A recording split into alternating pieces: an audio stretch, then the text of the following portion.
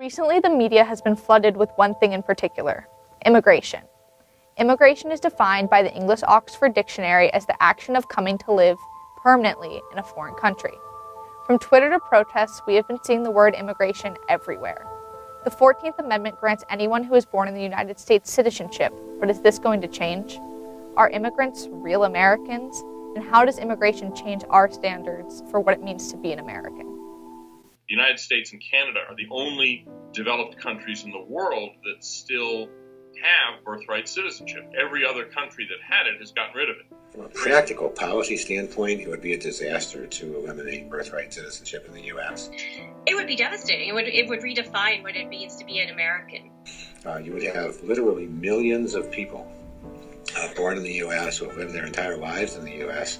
suddenly stripped of their U.S. citizenship. I think we do need to move toward changing this because our current system is an incentive to either sneak into the country or to come in on some kind of false pretenses and then have a kid who becomes your ticket to the U.S. in the future. There's not millions of Europeans who want to come here. There's not millions of white people who reflect the demographics of our nativists. There's not millions of English people who want to come here.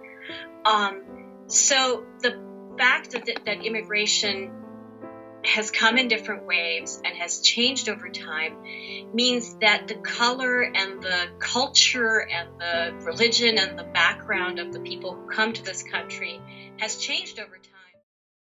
As my Massachusetts State Senator Elizabeth Warren says, immigration is at the heart of the American story. Unfortunately, the current administration is headed in the wrong direction. I am deeply concerned about the Trump administration's anti-immigration and anti-refugee policies. It's long past time for Congress to take action on this issue and to pass comprehensive immigration reform. Suddenly, it seems the media is bombarding us with the issue of birthright citizenship. President Trump announced his plans to address birthright citizenship earlier today. The left freaked out. Now, here's what the president told Axios. Now, how ridiculous. We're the only country in the world where a person comes in, has a baby, and the baby is essentially a citizen of the United States for 85 years with all of those benefits. It's ridiculous. It's ridiculous. And it has to end. You obviously cannot do that. You cannot end birthright citizenship with an executive order. 15,000.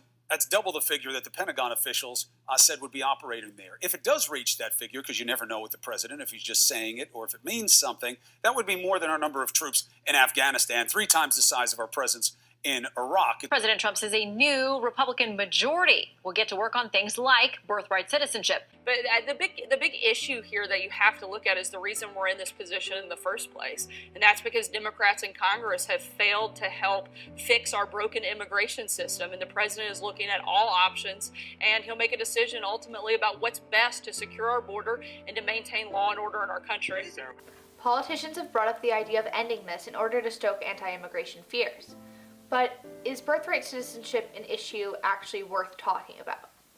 To be perfectly honest, I almost think that even though the media have done a pretty good job of covering it, at this point, maybe the best course would be to leave it alone. It comes up from time to time, but it is such an extreme proposal that there is a risk in giving it too much prominence. Then there's the legitimate issue of birth tourism, where wealthy women come to the United States in order to give birth and obtain U.S. citizenship for their children. This is a booming business, and frankly, it brings up a lot of questions.